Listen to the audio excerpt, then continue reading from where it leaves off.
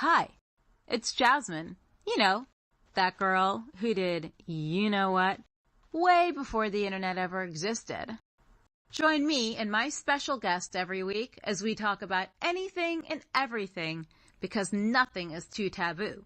So punch your ticket and get on board the Krazy Train with me, Jasmin St. All aboard! Welcome to a new episode of Krazy Train Podcast. This week's guest is definitely no stranger to subculture, and it's a little bit unusual, but very interesting. Without further ado, let's welcome Blöthar the Berserker of GWAR. So you are a very unusual guest for me. So I'm welcoming to the show Blöthar from GWAR. Welcome to the show. Thank you so much for making this happen. I'm excited to have you on the show today. Yeah, but I'm excited too. I've got to ask you, what are the origins of your character? I'll say that I'm a dirty, filthy creep, and that's fine. I guess that originated with my upbringing. I didn't get enough attention as a child. But Blöthar, that's me. I am simply Blöthar. There is no character. I am from the planet Mist, the planet of the Mist, and in outer space, I am a scum dog and a member of GWAR. Scum dogs are an elite fighting force from outer space who were banished to the planet for being complete screw-ups. Basically, think of, do you remember the old television show F Troop? Yes, I do. Oh my God, yes. Yeah, it's F Troop meets Gilligan's Island meets really fat dudes in weird outfits. So I think you'll fit along. I think you'll fit in perfectly fine with the Juggalos and Juggalettes at the Gathering 2025. What are your thoughts on Juggalos? Well, you know, the Gathering is a very body positive event. And and by that I mean I am positive that there are a lot of bodies there that are, I don't know, just very, very different, you know, and it's good. It's good. It's happy. I'm glad to see such a group of people out there just expressing themselves in nature, running around naked with a lot of tattoos and showing each other. I don't know if you know this, but they show each other their buttholes. Like, that's the whole thing. They go, hey, show me your butthole. And then they do that. I mean, that's crazy. You know, just a lot of butthole showing. I mean, people in the business like me and you, we're used to showing buttholes. But those people, I don't know. They just up and show a butthole. Who does that? I'll tell you who does it. Juggalos. Juggalos are absolutely the best people in the world. They're wonderful folks. They really are. I mean, it's a happy time. You know, there's cotton candy, there's rides, there's amusement park, there's acid, there's weed. There's probably some low-level prostitution going on. I don't know, and there's food. You know, really good food. A lot of some of the best food. Well, I'm not going to go that far, but there is food. It's fun. It's a lot of fun. Yeah, I mean, I just started working at Juggalo Championship Wrestling like a few months ago, so I'm used to Faygo dogs. I'm used to Faygo soda, Faygo hamburgers, and all of that. So when you say good food, I believe that's the experience I will have. So let me ask you. I don't know about the butthole show and all that stuff, but I don't want to participate in moral turpitude and around that. I feel very contaminated even talking about it. I mean, I don't judge anybody for showing their buttholes. I'm glad that they do it at the Juggalos. But, you know, and like I said, it is body positive. I mean, they come out, you know, these are folks that normally you wouldn't see naked, but hey, what the hell? Yeah, I think I'm good. Any case, I'd like to ask you, and this is an honest answer. So you guys spray people at the end of your show, which is very theatrical. What is really the slime? What is in that? Because I'm afraid to go near the stage, but at the same time, it'll be my very first GWAR show, so I want to see it.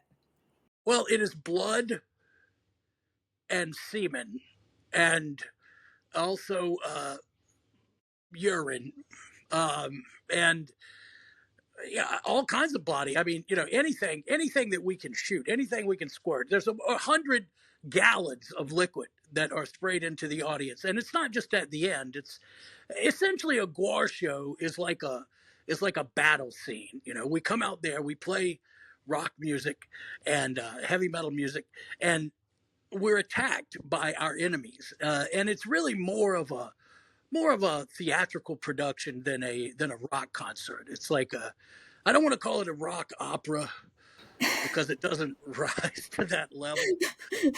But yeah, it's more like a rock high school musical. Well, those are cool too, as long as you're not fucking anyone else in your high school musical, because then shit goes wrong opening night on stage shows. That's all I could say. So, what is your outfit made out of? My outfit is made out of molten lead. That's what it's made out of. It's the heaviest thing in the world. It's impossible to move. That and leather and all kinds of stuff. Carved foam, latex. We'll use anything we can get. Couch cushions, clay. Essentially, GWAR. You know, GWAR is it's a collective of artists and musicians who produce the most outrageous shock rock performances you've ever seen. Yeah, I saw Alice Cooper when I was a kid, like a few times. So at that time, that era, that was shock rock. I think you guys have like brought it up a few levels. What would you say is a secret to your longevity and getting really big crowds at shows? Is it, oh wow, what are they going to do next, or is it the semen and the blood, or just the music? GWAR does a performance that comes off of the stage. It breaks the frame. It doesn't fit into the traditional frame of rock music. Not even something like Alice Cooper. I think the big difference in GWAR and Alice or any other shock rock act is that the members of the band are the creators. Like we're the people who make the costumes and the sets and the outfits and that's a difference.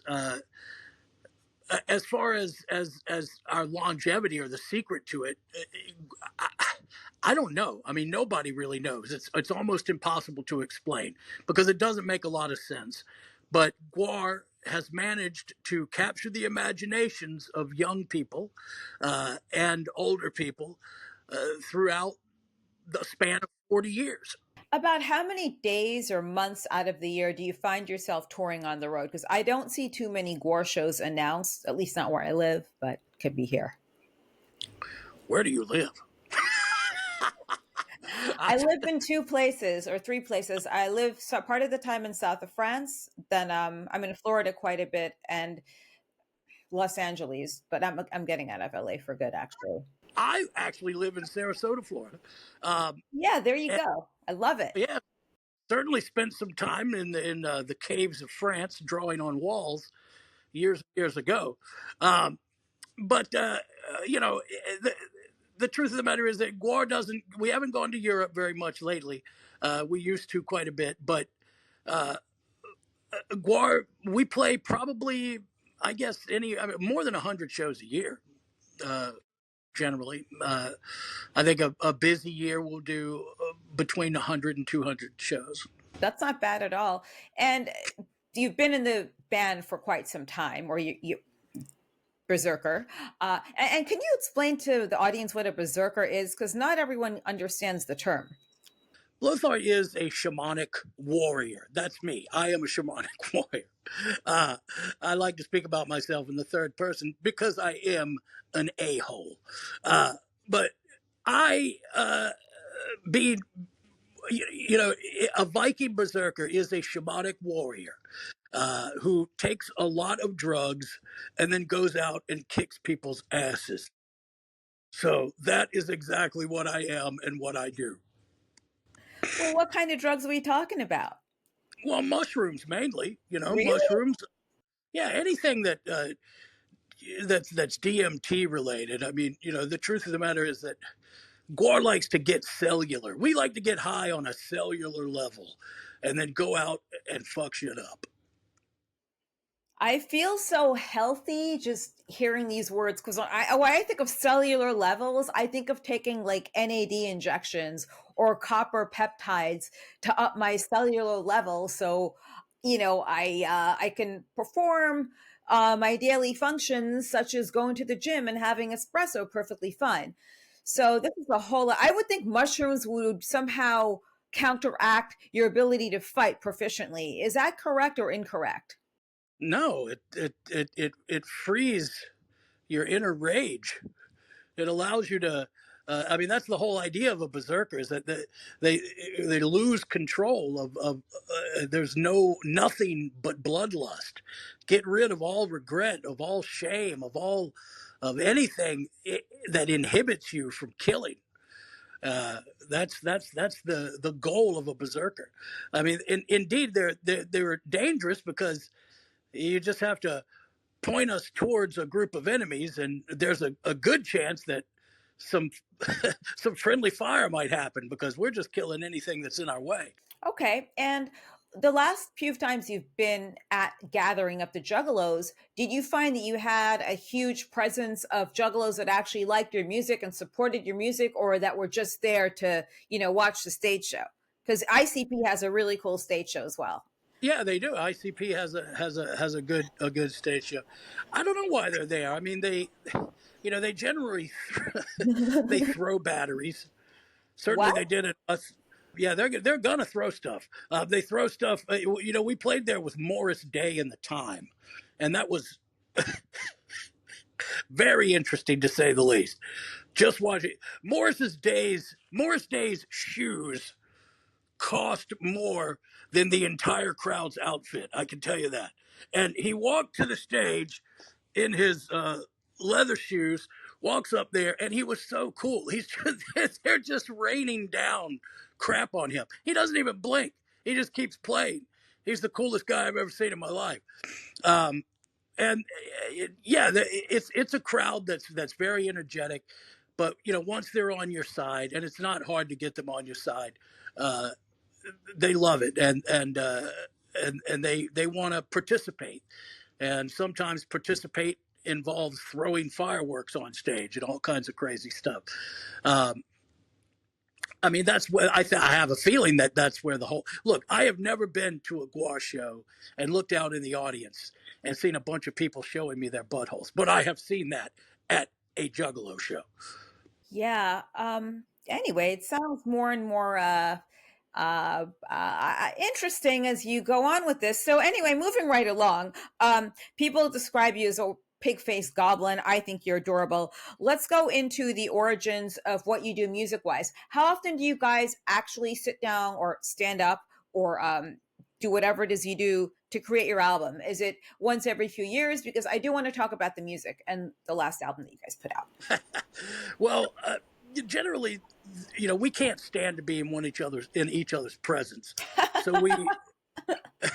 But as much as we can, we get together and we hack out some rock and roll riffs and some funny lyrics, and then we go into a recording studio and record it. I mean, it's just like any other band. And it generally does take about a year or 2 years to make a GWAR record. We've started doing releases that are smaller, so we can have more releases, right? Like just the latest thing that we put out is an EP.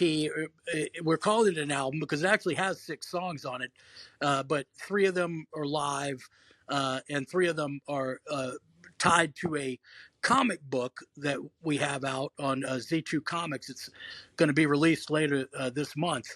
Okay. Yeah, and that's the story of our pet dinosaur, Gore, who is about a 15-foot long dinosaur that comes out when we play, and walks the stage, and he's been with us for 40 years. Gore's always been a part of GWAR, and as our anniversary show, we bring him out. I don't know if he's going to make an appearance at the Juggalo. Not sure about that yet. We don't really have control over whether or not he shows up. We just get up there and play a concert, and then suddenly we're attacked. Oh, okay. Yeah. And we have a connection with wrestling. We've done wrestling shows quite a bit, and actually got started doing GWAR started as an idea for a performance in a wrestling ring. And we've done shows where we had a wrestling ring on stage, and had tag team matches that were pretty funny, like, look, it's Blöthar versus a bag lady. Wait a minute, she's pregnant. It's a tag team match. So, and then of course I get beaten by the baby that's born during the match. Is that the freak show wrestling you guys were doing with Sin Bodhi? Was it part of that? Oh yeah, all of that stuff. Yeah. Yeah, he came onto my show earlier today and he was talking about how you guys were making the outfits and like the octopus tentacles and finding shit in the street in LA, which I thought was completely unsanitary. But I don't judge people because I'm used to being judged. So tell us about the comic book and how that came about, because I think it's so cool you guys have a comic book. Well, GWAR has always been involved with underground comics. Or comics, period. The people who started GWAR were both comic book artists. Hunter Jackson and Dave Brocky, both of them guys who drew comic books. And the band has always had members in the band who were comic book artists. So, and the aesthetic of GWAR is very informed by, and when I say underground comics, I'm talking about R. Crumb, S. Clay Wilson, that kind of stuff. Mainly got popular in the 70s, but then with punk rock, punk rockers started using the kind of underground aesthetic with Baboon Dooley and other comics like that. Yeah, I feel as though it's not so underground with GWAR because everybody knows who GWAR is. It's sort of a mainstream thing, but you guys are not mainstream shitheads. You know what I mean? Like you get the mainstream metal heads and everything, and it's just like, I like bands when they're more underground and like you have the extreme metal, because that's always been the thing I loved. Like I listened to new wave and of course metal growing up, and just good rap and hip hop when it was real gangster rap, not this shit today with these kids with their trousers hanging down with their ass cracks showing, like when you actually had gangsters doing rap. So with GWAR, I see you guys as a mainstream band, but not mental wise, if that makes sense. Yeah. I think that's sellouts. Well, no, look, we will sell out. It's just that nobody will buy it. That's the problem. I mean, are you sure about that? Come on. I know that there are kids that would buy this. I mean, did you grow? Okay, wait a second. Did you listen to Kiss growing up? Did you ever see those albums like Creatures of the Night when it was just their eyes? That shit was scary. Are you looking for a safe way to bet online where there is something for everyone, including yourself? Then go to betonline.ag, where I am sure you will find something. Don't forget, it's betonline.ag for the most variety and the safest way to bet online. Oh, yeah. Yeah. Terrifying. Well, Gene Simmons is scary looking, but yeah. Kiss was way more terrifying when they took the makeup off, though. I know! Like, whoever would have figured. I don't like that video where Gene Simmons is reading sheet music and then he turns the page. Have you ever seen that one? I don't know. Lick It Up, I think it is. Yeah, let me read the score of Lick It Up, because that's a hard song to understand. I grew up listening to Kiss and things like that. So moving right along, what will you be putting out this year? Let's talk about your album and the music coming out. Well, as I was mentioning, it's the six tunes. I think it's 6 tunes. It might be more, 7. But 3 new songs. One is The Great Circus Train Disaster. The other one is a song called Lot Lizard. And basically what it does is it yeah. I love that term. Then the other one is Tyrant King. And the whole thing is the story of our pet dinosaur, Gore, and his misadventures. He's on a train that's his egg is on a train that's hurtling through space, and then we wind up, his mother is chasing us, and everybody knows that Godzilla loves to eat trains, right? So the train it crashes into his mother, or his mother attacks it because they've swiped her egg, and in the train wreck she is killed. The Gore is orphaned, and then Gore turns bad, right? He has some problems. He becomes a teenager, and he won't listen to anything. and he does exactly what he wants. And it turns out that what he wants to do is suck off truckers at a truck stop for money. And so, I'm not going to judge him. Like you said, we're not judging anybody. Go ahead. You do what you want. You play you. You got to let a kid skin their own knees. They got to come up making their own mistakes. And so we don't judge him, and we don't judge any.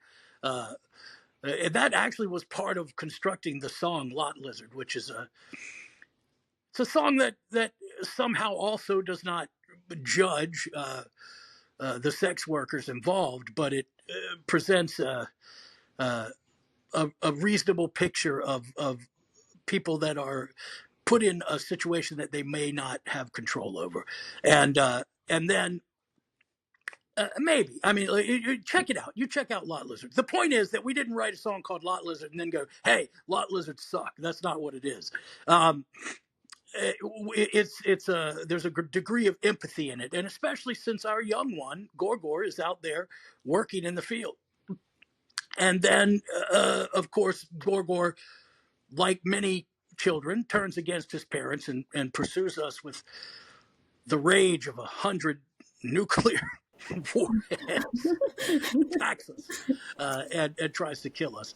So that's the story of it. Then the other side is a live side, which just has excerpts from our last performance that we did, the last big tour that we did. Yeah, I think truck drivers need loving too. And I think sex work should be legalized for sure. In Europe, it's legalized in most places. In Germany, there's a brothel called it's called Rapunzel. And you go in there, it's like 80 euros, all you want to eat, you could drink, you could fuck all you want. You got to, like, if you want to do anal and stuff like that, you got to take it up with the girl. Then they have bouncers that walk you to the machine, the cash machine, to go get cash and come back. So don't ask me how I know this. I never worked there, but I had a friend that worked there. I was trying to open up a brothel at one point, but I think in my city it might be illegal. Anyway, so it's so stupid. They're going to go get it somewhere. At least take the taxes, make money from it. And some places just don't believe in doing such things.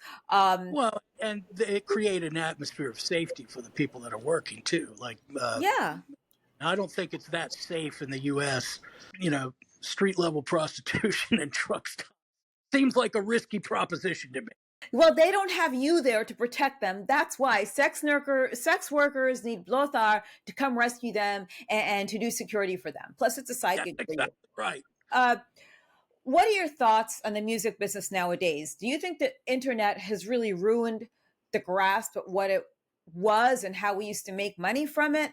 Yeah, I mean the industry has been slow to sort of adjust for income, but or for ways to make money with music, and music has really taken on more of the role of a vehicle for advertising, which is sad, right? I mean that's essentially what these days it seems like most rock acts are really just merchandising companies.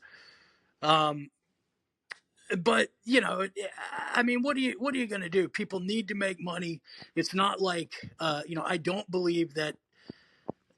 Maybe this is a cynical view, but music, if it's not sacred music, if it's not music that's made for worship, right, then it's profane music. It's music that is made for money, or maybe for fun, right? But generally people are trying to make money, and that's okay. I don't think there's anything wrong with trying to make money.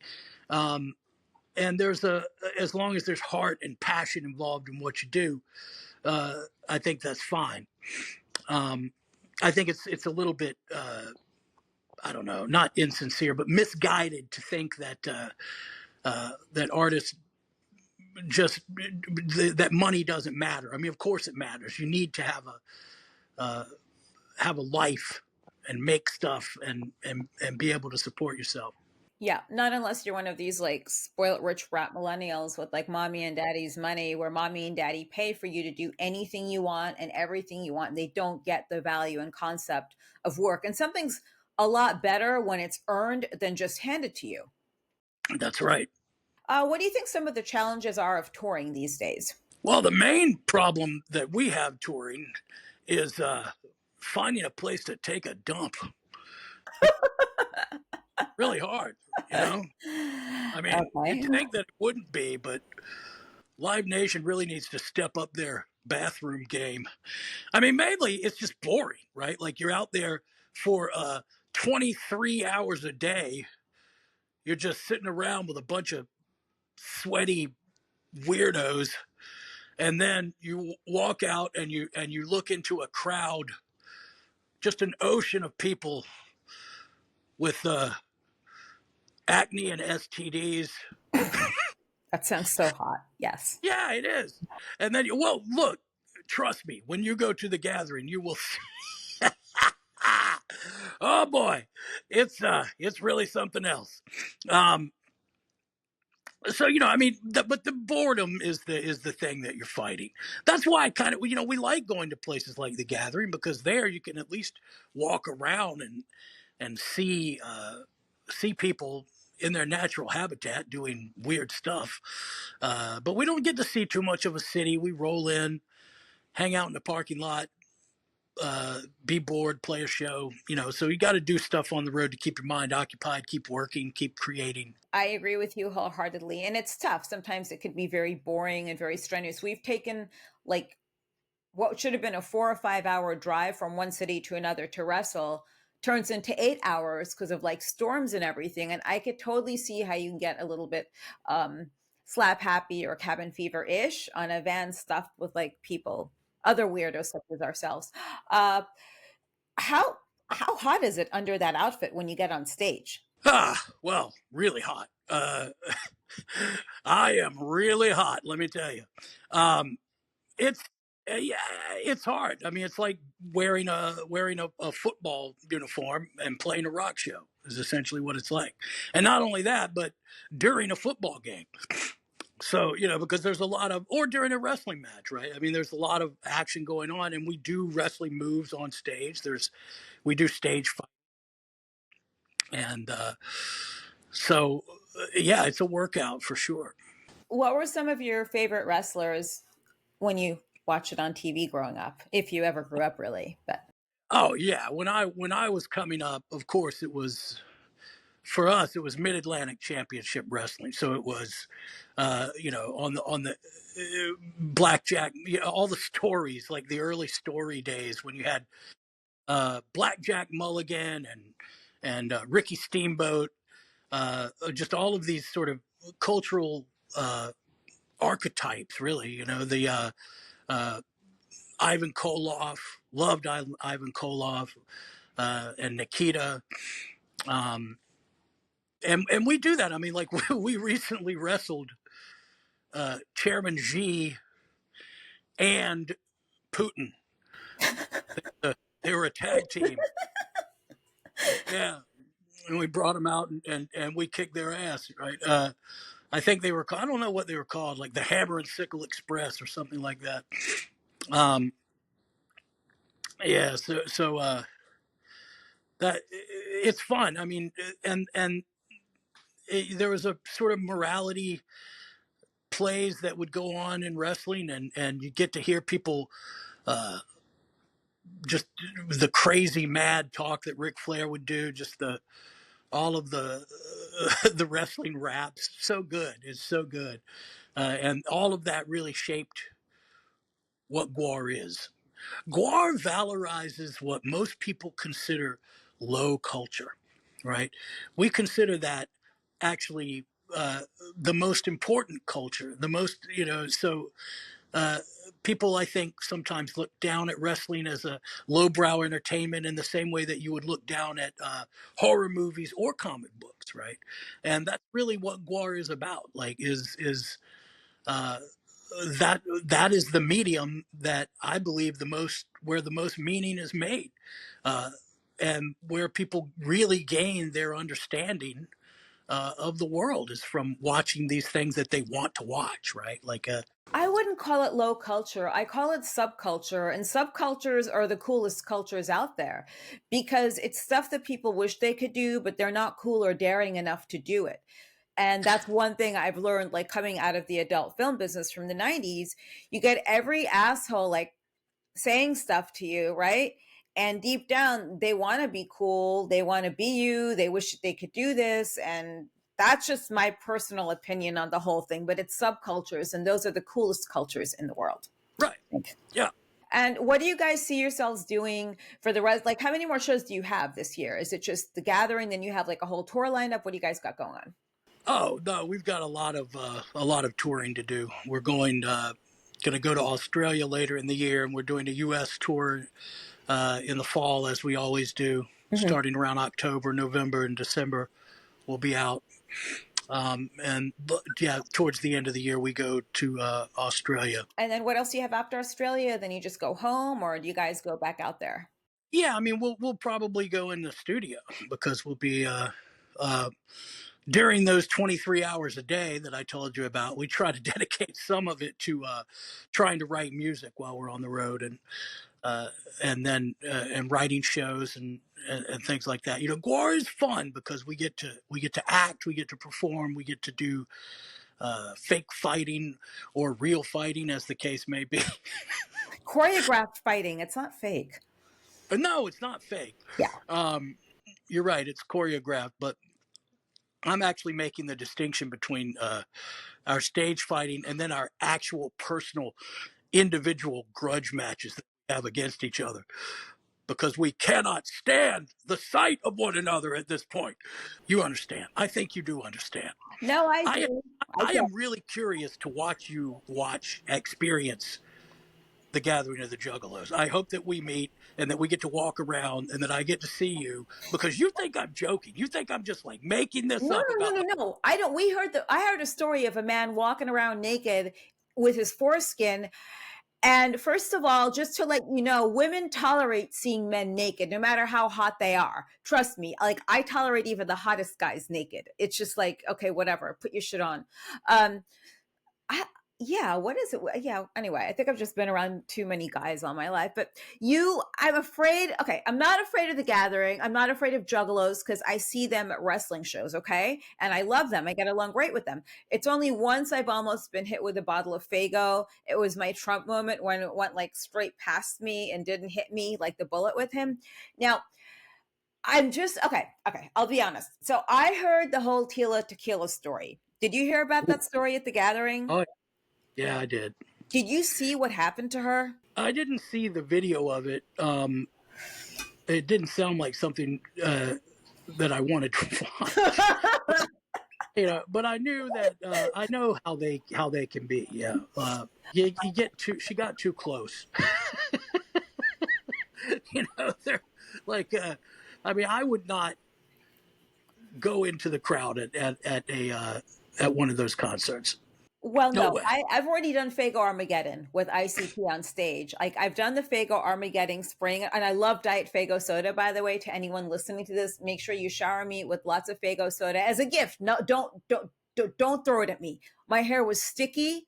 My clothes were like, they were really fucked up. And I was taking a flight the next morning. I had to put everything in a bag and like get something else to wear on the plane. People are going to be like, I'm crazy.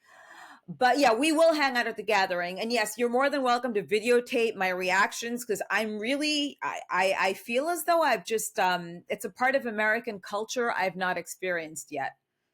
And the Gore show, of course. But I'm not going in the front row to get sprayed with fucking semen and blood you guys probably stole from a blood bank. Because that amount of blood you are stealing, you are going to a blood bank and stealing that blood, which is illegal. I'm just saying. And to a sperm bank, probably. Well, you had a sperm bank. Yes, we're sperm bank robbers. I'll let you in on a secret. It's water and food coloring, but we call it all of the things that it is, right? It's semen, it's blood, and then, you know, Blöthar, myself, I as an individual have actually I have udders, so there's some milk in there too. It's either milk or tea. Who knows? I don't know. Okay. It's like squirt. Yeah. What is it? You know, what is it? Is squirt? What is squirt? I don't know. Maybe it's pee. You guys have a very intimate relationship with your fans from stage. What do you think it is that draws people in to the Gore shows and to feel so close to you? Is it the spraying of everything? Is it the outfits? low self-esteem, maybe. Just A cult mentality. We yeah, belong. lack of shame, certainly. I think that it's probably GWAR is for the outsiders, and it always has been. GWAR is not. You're not going to find us hanging around backstage doing cocaine with the guys from Slayer, right? We're not wearing. You're not going to see us in tight black skinny jeans with engineer boots and a bunch of tattoos and stupid Halloween hair and guy liner. That's not who this band is, right? This band, we're not that. We are a bunch of comic book geeks, a bunch of wrestling fans who know a lot about wrestling, a lot about Japanese wrestling, about backyard wrestling, whatever it is.